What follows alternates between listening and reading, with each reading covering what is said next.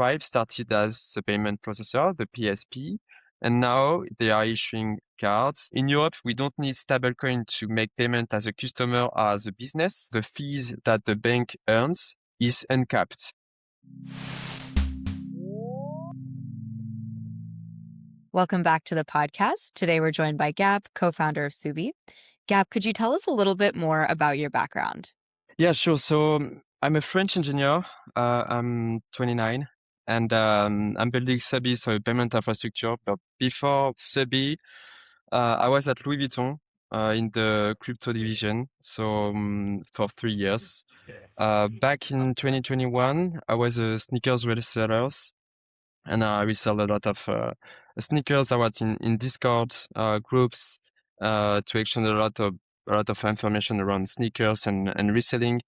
And I discovered crypto and NFTs at that time, so 2020, 2021. And I found just an interesting link between physical assets and digital assets around NFTs, especially around just the overall luxury market and fashion market.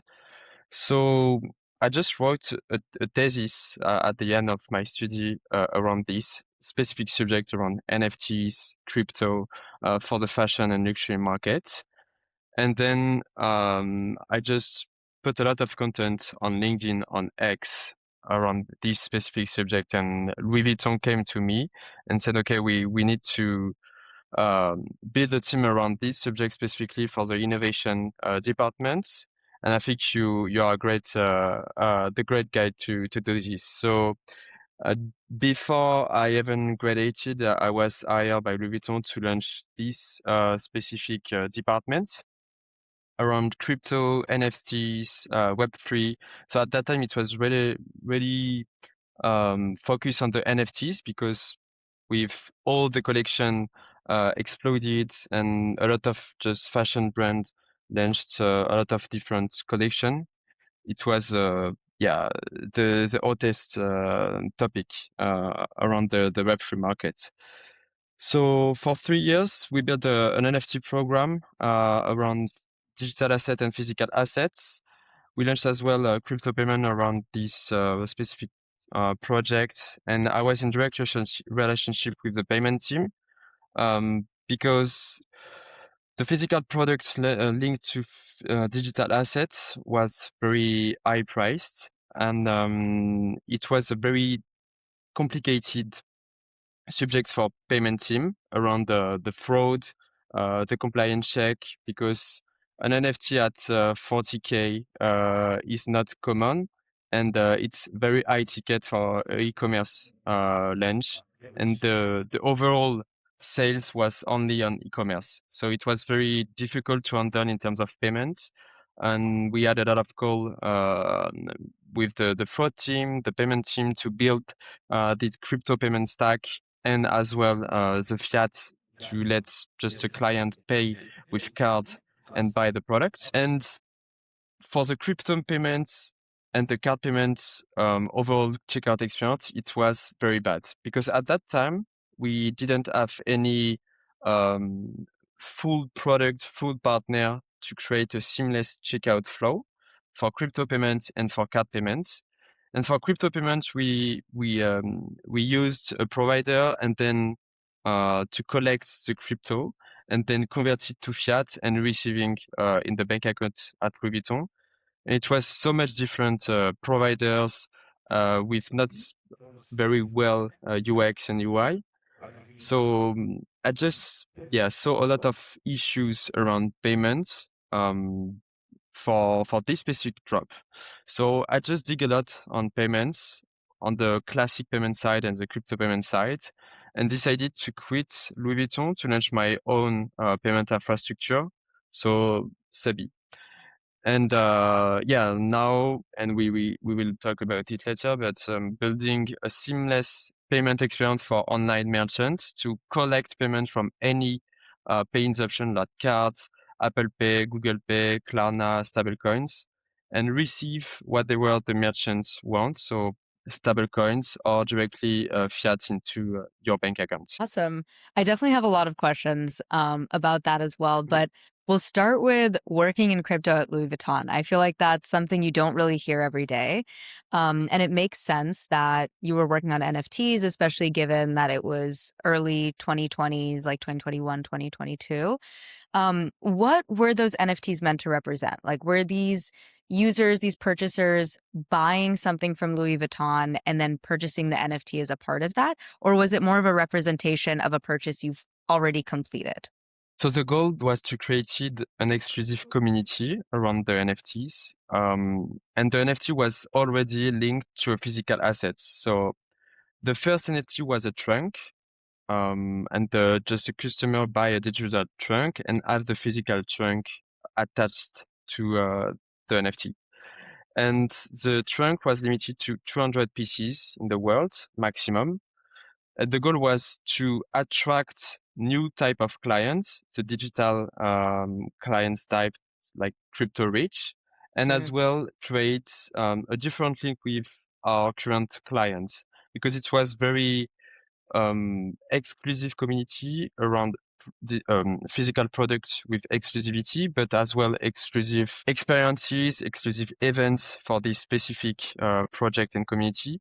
So the goal was really to merge the best of both worlds, the digital world and the physical world, around exclusivity, products, and experiences to attract new clients and to just create a different link, a more deep relationship between our current clients and the brand. Okay, got it. That makes sense. So it's a mix of that community building around this exclusive group that has this one piece. And then also to have a representation, a digital representation of the actual good and product that they were purchasing. And Yeah. is the main reason why you needed to add crypto payment rails because the market you were targeting held most of their capital and their wealth in crypto? Yeah. So a lot of clients requested to have crypto in the checkout to pay and buy the digital asset. And at that time, the trend around NFTs was only in crypto payments because it's a lot of difficulty to accept card payments for digital assets with high value because you can just charge back every payment and just after the purchase resell the digital asset and earn money from it. So yeah, the crypto payment was obvious to accept for this program.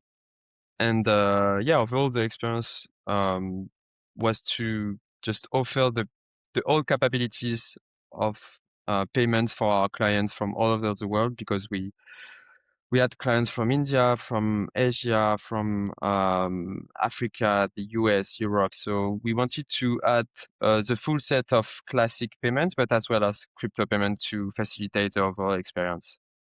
Okay, very cool. So it was a mix of your clientele had these assets in hand and they wanted to pay with those assets, and then also a Yeah, little bit of the global market. It makes it easier to access global markets through this one currency that everyone holds. yeah, correct. Okay, very cool. Um, I'd love to dive a little bit deeper into a piece that you recently wrote on card payments in the US. Could you give me a breakdown of the four basic roles you talked about in that piece around, contributors to the payment system and how the lines between those roles are starting to get a little blurred? Yeah, sure. So when you make a payment in yeah classic company, there are four companies move your money in pretty 2 or 3 seconds, and each one has a specific job. So the first is the acquirer. So the acquirer is a merchant bank. It collects the money and pays the shop 1 day, 2 day, 3 day later. It depends of the localization overall. The second company is a scheme, the network. So we all know Visa and MasterCard. So they are the scheme. But Visa and MasterCard don't move money. They don't just put the money from the bank to another. It just control the rails. It's like a messaging network. So they set the rules about fraud and mention to the acquirer, so the merchant bank, to the bank of the user, of the customer, and mention, okay, this payment can be made from the customer to the merchant bank. And it's just a messaging overall. So we can compare the messaging to, for example, a blockchain to say, okay, this payment can be made from this customer to this merchant. The third company is the issuer. It's the bank of the customer, and it's just the name of the front of your card. So, for example, you have a card from Chase, from Capital One, and they give you the card, the credit line, and they said yes or no to every payment. So basically, when you buy something online, you are putting your card number.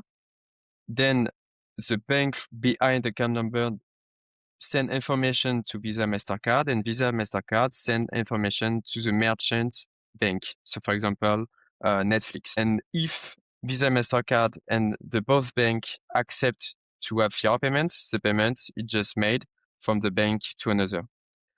And the invisible one, the invisible piece behind all of this, when the customer pay, is the PSP, the processor, the payment processor provider. So nobody talks about them, but nothing can move from the customer to the merchant without the payment processor. For example, Stripe is a payment processor, but they they all have as well. They are acquirer, so they are a bank as well for the merchants, and that's why the line now are little blurring, because Stripe started as the payment processor, the PSP, and now they are issuing cards. They are issuing. They are the bank accounts of the merchants. For example, Adyen in Europe is the same. They are all the payment processing to the card issuing to the bank of the merchant. For example, Capital One bought Discover, so it's an issuer and the network at the same time.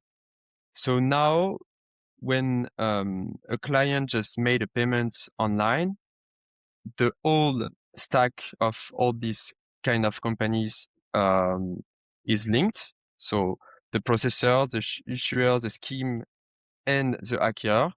But at the same time, big companies are doing all of these or part of these flows overall. Yeah. So up until now, you said that the roles were largely distinct, and then now we're starting to see some of these players vertically integrate across various roles. Why do Yeah, you think that's happening? Like, why did they originally start in one role and now they're vertically integrating across the full stack? yeah. Because, for example, as a payment processor, you don't need to rely on Visa and MasterCard in terms of rules. And an acquirer needs to have a Visa MasterCard license. So it's better and easier to launch as a payment provider with an acquirer, for example. And Suby is doing this. So we are starting as a payment gateway with an acquirer. So we don't rely on MasterCard and Visa in terms of rules, in terms of compliance, in terms of fraud and everything. We just need to have a direct relationship with our acquirer, and our acquirer just give us the ability to process payments. And we are just a tech layer. It's easier to launch a tech layer nowadays with all the AI and the ability to just create API calls with all these different players. But in terms of margin, it's better to have direct relationship with Visa and MasterCard, because you have a lot of new stream revenue, and you have better flexibility to handle everything. Because the first thing is to process payments, but then when you have the ability to process payments with your merchants, so it's your clients as a payment gateway, you can add new stream revenue. So you can enable, for example, a balance with yield and take a rate on this yield. So for your clients, it's always good to just put their assets into a balance and earn and generated yield from it. You can add on top virtual or physical cards, so like business card, and earn from every transaction from this card. And you can add, a lot of different things to just keep your merchant in your environment as a fintech and add a lot of stream of revenue. And that's why Stripe started as a payment gateway only. And then Stripe is moving to the bank system because they are working as a Stripe treasury with your own balance with multiple assets. You can earn yield on it. You can add virtual and physical business cards. Um, and they have a lot of different things that they can just provided to earn more fees on their merchants. Okay, got it. So they started in one space because you need a beachhead market to break into, then vertically integrated for control and a little bit of access to additional revenue streams. And then Yeah. what that control allows them to do is build more products on top of parts of the stack that they did not previously have access to. Now that they're building those products, you get even larger access to revenue stream, to keeping your customers, things like that. Yeah, correct. Okay, makes sense. And so you talked so far about how card payments work in the US. How does this compare to other regions? For example, I know that you've looked into the EU as well. How are card payments different in the US versus in the EU? So it's quite the same in terms of rules overall, but Europe is a little bit different in terms of scheme. So, for example, France, on top of Visa and Mastercard, has carte bancaire. It's another scheme. Germany has Girocard. It's another scheme. Italy has Bancomat. So they are working together with Visa and Mastercard, but it's like a domestic company with specific rules in France, and it's very specific to each country. The other difference is the fees. So, for example, in the US, the interchange, so the fees that the bank earns, is uncapped. So it could be up to 3.5% with very specific business card or yeah, very specific bank and merchant. Rather than in Europe, it's capped. So it's 0.2% on debit card and 0.3% on credit card. So it's very specific to Europe, and each localization overall have their specific rules around the markets. And but overall, the global flows of money, it's quite the same. The issuer, the acquirer, the payment processor, and the scheme, but few details around the scheme and the fees, because Europe control more um, on the overall interchange fees. That's super interesting. I feel like a common argument for stablecoin payments has been that card networks charge very high fees, which is not great for the merchant. For the consumer, you usually don't actually experience those fees, but for the merchants, it's usually very detrimental to have like a 3% fee. And so it makes a lot of sense for stablecoins to make the payments process better in the US. Do you think that same effect applies in the EU, where the fees are capped and actually significantly lower? It's a good question. I think we need to understand that stablecoins will not um, change so much in the payment area for the customer, because it's a niche, it's a device issue. For example, in Europe, it's very easy to make a payment online or in store. We all have Apple Pay or Google Pay. It's just one tap on my phone and in my local store or online. So the stablecoin will not change so much in this, because the issue is already solved. We don't need stablecoin to pay. Everything is instant. For example, the European Bank launched Wero. So Wero is very specific to Europe, but it's like account to account in all the big European bank.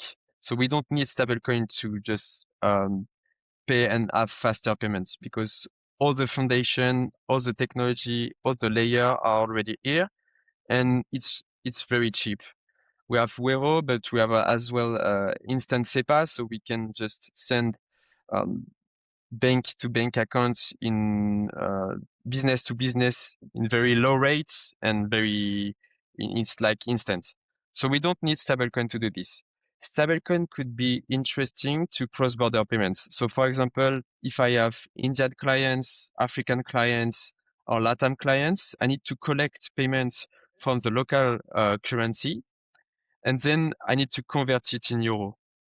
And it's difficult to have a reliable payment gateway in each countries. That's why some payment processor launched aggregator from different acquirers, because each acquirer have a specific relationship with the bank in the localization. So Stripe is really great in Europe and the US, but in Latam, in Africa, and India, they don't have so much the best acceptance rates.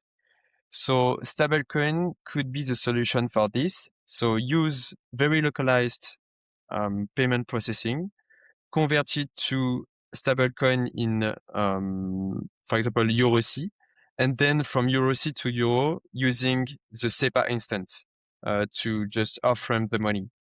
So to sum up overall, in Europe, we don't need stablecoin to make payment as a customer or as a business.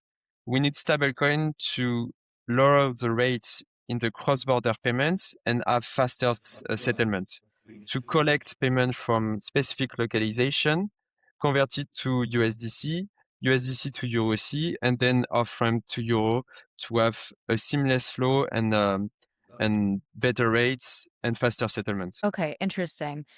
So one thing that you mentioned was that right now, Stripe as a payment processor does a very good job in the US and the EU.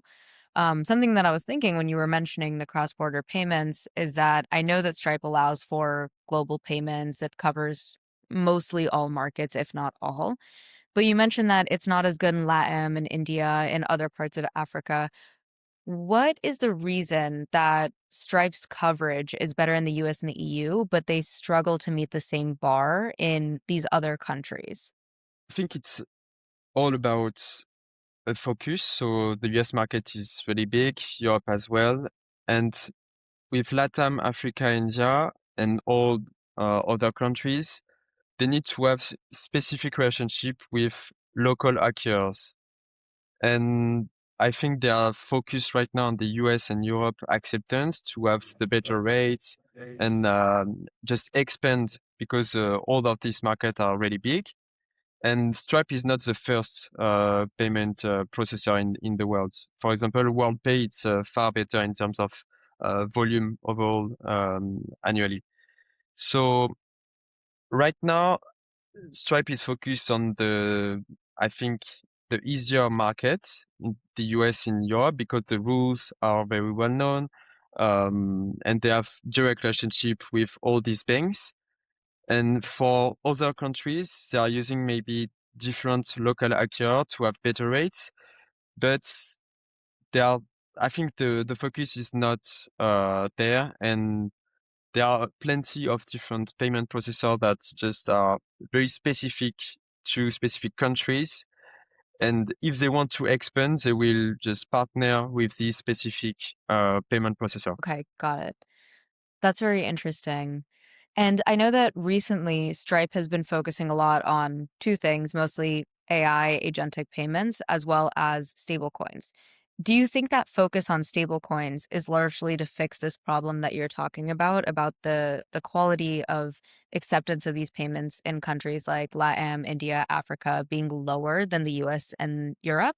Or do you think it's for another reason entirely? I think there are multiple things.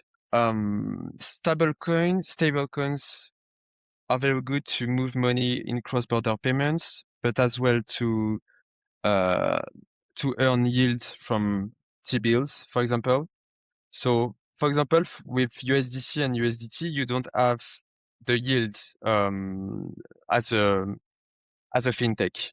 And I think that Stripe will launch their own stablecoin in the coming months, because like PayPal, like MoneyGram, like a lot of new fintech that launched their own stablecoin, they are generating a yield, and they can just send a part of this yield to their merchant.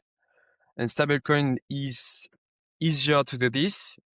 And with a Genius Act, it will be easier and easier to launch initiatives around stablecoins. So for cross-border payments with classic merchants to generated yield as well for their own merchant everywhere in the world. And for agentic payment as well, it's, I think, one of the reasons is they are all in on the stablecoin because they are released like a couple of weeks ago the MPP. I don't remember the full name of this protocol, but it's like protocol for agentic payments with Tempo.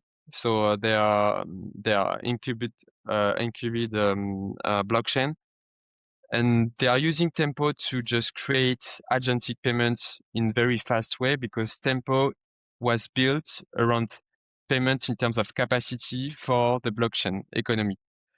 For example, Base, Polygon, Solana, they've launched as a classic payment to have faster payments, faster transaction, very cheap, but not so much designed as a payment blockchain. So not so much designed for subscription payments, for high transaction latency, for multi-account and multi-device and multi-payout. So Tempo was built for this, and I think that Stripe want to all in stablecoin as well as for the agentic payments, because thanks to Tempo, currently you can just call an API from any website and pay with an agentic with an agent that are using USDC on Tempo to make a lot of API call in the same way rather than with, for example, with a card.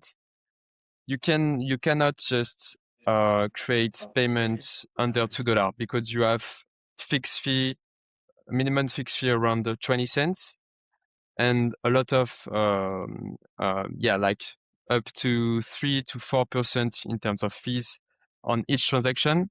So merchant and global economy around payment for cards is not well designed for nano payments. And that's why agents, USDC, and blockchain like Tempo are made for nano payments.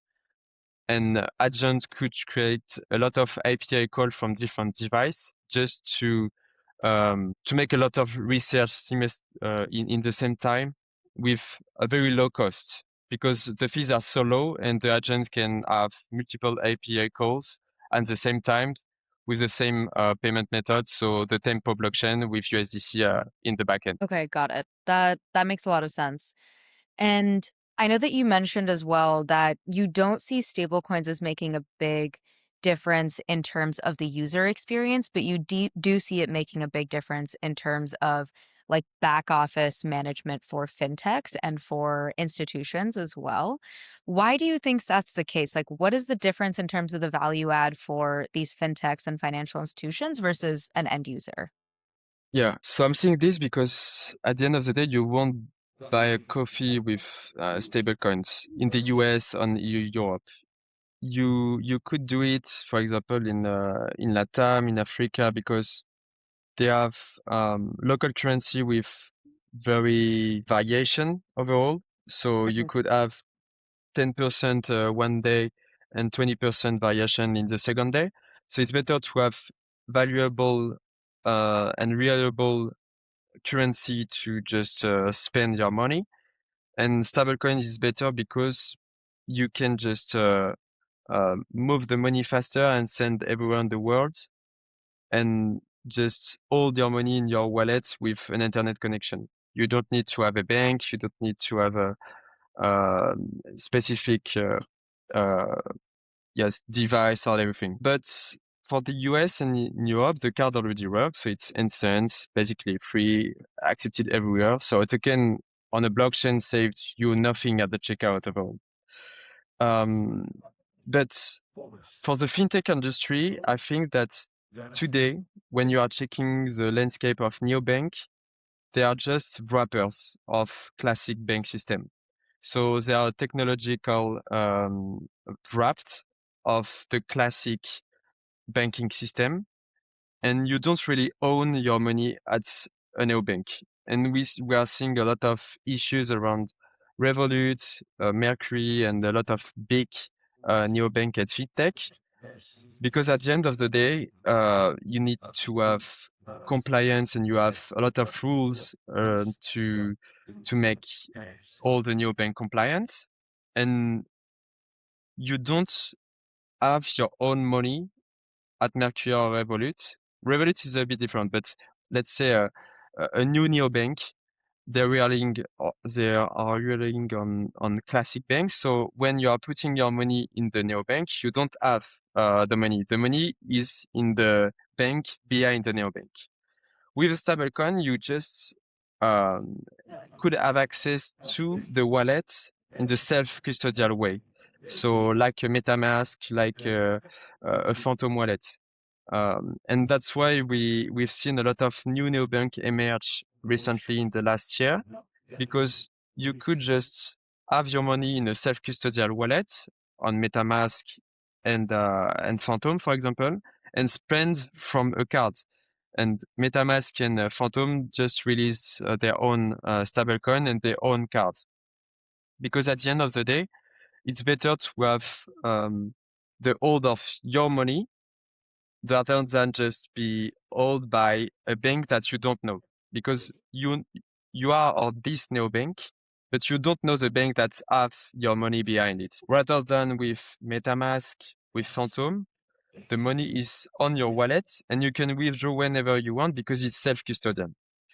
That's why I think that stablecoin is really great in this way. I think in the future, you will have the neobank with classic rails, with the bank behind the neobank holds your money, but as well as a stablecoin wallet where you can just have the full control of your money, because it will be better in terms of just overall experience for customers. That's interesting. So, in countries like the US and Europe, where the banking system is relatively stable, I feel like most consumers and most businesses trust that when they put their money in the bank, they'll be able to retrieve it. And here you're saying that the neobank is a wrapper on top of the existing bank system. So, in theory, you don't have direct access to your funds through this Yeah. neobank system. But for businesses and users that are based in the US or and Europe, they're used to trusting the banking system. So even if they're working with a neobank like Mercury, for example, my assumption would be that they would still have that level of trust that my funds are safe, they're in the bank. Why do you think having a self-custodial wallet changes the user or the business's perception of safety and security? I feel like most people that are working with these neobanks maybe aren't even using the features or the benefits that come with having it being self-custodial. To them, it's like, my funds are in this neobank and I can access it whenever I want. So is it really a difference for the end user to have it be a self-custodial architecture? I think it depends of the business and the localization, but for example, this morning I've seen a tweet of a guy that have a business with more than 1 million revenue per year, and he can't receive money on his Revolut accounts, on its business Revolut accounts from Stripe, and without any reasons, because the customer support doesn't answer anymore, and we are seeing a lot of this case emerge because as um, just all this neobank and this fintech emerge, they are growing so much and they don't have any human support behind them. Rather than to have self-custodian funds, you can have access to your fund whatever you want. You can just say, okay, I received this from Stripe, from any bank or people, and I can withdraw whenever I want because this is my money. And with Revolut, with Mercury, they are very great. They change so much in the fintech world, but at the end of the day, it's not your money. And if people want to have reliable um, fintech to process payments, to receive payments, self-custodial is better in terms of experience because you have the control of the money. But at the end of the day, I agree in terms of experience overall is not so much different. if you never have any problem, any issues with Revolut or this big fintech, it doesn't matter to have self-custodial or not. But for specific countries where they don't trust the banking system anymore, they prefer to have this kind of structure and solution. And we are thinking this with Suby. A lot of merchants just came in because we are working with classic banking system with Acquire, but behind we are self-custodial, so the client can withdraw the funds in USDC, and it's far better than just be a wrapper of a classic bank. Okay, got it. That makes sense. And I feel like recently we've seen a lot of fintechs start to adopt digital assets in various ways within their business.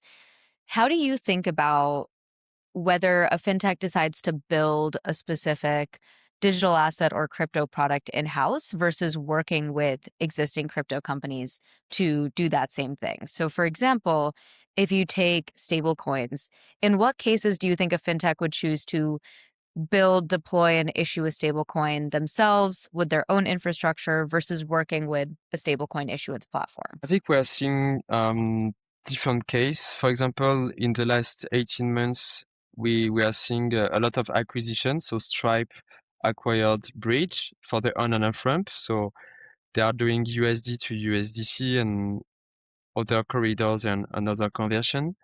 They acquired as well Privy, the wallet infrastructure. So it's better to acquire this kind of company because they have built the products, they have already the distribution, and it's just easier to acquire and that rather than build in house, and they don't so much are sure about the overall project, the overall direction, rather than when Bridge and Privy was acquired, the business was already here.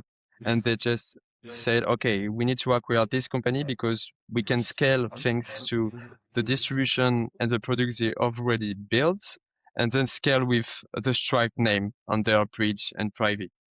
For example, MasterCard acquired Bank as well. So BVNK, and it's the same. They just saw a lot of opportunity around stablecoin, around payouts in stablecoin, because Mastercard is a scheme, but they are working as well in different layer, like I explained earlier. So they are just not a scheme anymore. They are working on every step of the payment. So I think what we've seen in the last couple of months, it's just classic banking system, classic fintech. Saw a lot of opportunity around stablecoin. And we have seen big giants acquired some companies, but as well, some companies are launching initiatives internally. For example, PayPal launched their own stablecoin. They are working with different partners for this. MoneyGram as well launched their own stablecoin. They are working with M0. So M0 is an infrastructure to launch your own stablecoin and earn yield from it. So I think it's depending of the size of the company, the ambition behind as well the stablecoin area, because I know that Stripe want to all in stablecoin, MasterCard as well. But maybe Stripe for their own stablecoin was an experimentation at the beginning. So they wanted to launch their own stablecoin and then see, okay, what's the use case? Is it DeFi? Is it peer-to-peer payments? Is it cross-border payments? And step after step, they are just grow their stablecoin and their use cases. But I think at the end of the day, it's all about the culture of the company. MasterCard acquired company, and maybe PayPal is more about trying things internally for specific use cases. Got it. That makes sense. And from your perspective, which crypto companies do you think are positioned best right now in terms of success for selling to fintechs and financial institutions? I think Circle, they launched USDC with the Coinbase distribution at first, and now they are the plumbing of the whole fintech industry because they have USDC, the second well-known stablecoin, and they are as well interchange act rather than the USDT. It's not regulated. And I think Circle have all the capabilities to offer all this infrastructure around stablecoins to fintech industry. And they will launch as well Arc, their own blockchain like Tempo, built for payments. So I think Circle is in the best position to just have all the typical infrastructure to enable stablecoin payments and an off-ramp wallet for the fintech industry.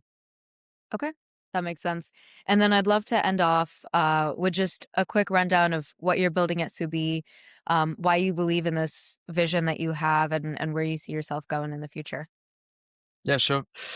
So Subi is a payment gateway, a payment infrastructure. So we are working with online merchants to collect payments in a different way. So cards, Apple Pay, Google Pay, Klarna, all APMs, alternative payment methods, and stablecoin and crypto. So in the single same checkout, and the merchant have an unified balance where he can hold USD, USDC, Euro, USC, and he can withdraw into stablecoin or into their bank accounts. So the overall experience is very Stripe-like. So you have an API or a no-code to create pay links, and you can just collect payment from anywhere in the world and pay out whatever you want. The global vision is to build a payment infrastructure where you can collect payments, you can hold from your balance, earn yield from your balance, and spend from your balance. To have a complete overall experience for online merchants everywhere in the world with very specific money flows and delete all the FX spread that the classic payment gateway are using. So for example, Stripe or Adyen or Checkout.com are putting 2% conversion rate on every money flows. Where with collect payment in fiat and using stablecoin, you can decrease dramatically the fees in terms of conversion rate. And that's why we are building Subi to collect payments everywhere in the world and pay it out everywhere in the world with low fees and more acceptance where overall. Got it. That makes sense. And if anyone listening wants to learn more, where can they find more information? So you can follow me on X and LinkedIn. So and find all relevant link on subi.fi. Okay, amazing. Thank you for joining us today, Gap. Thanks so much, Khushi.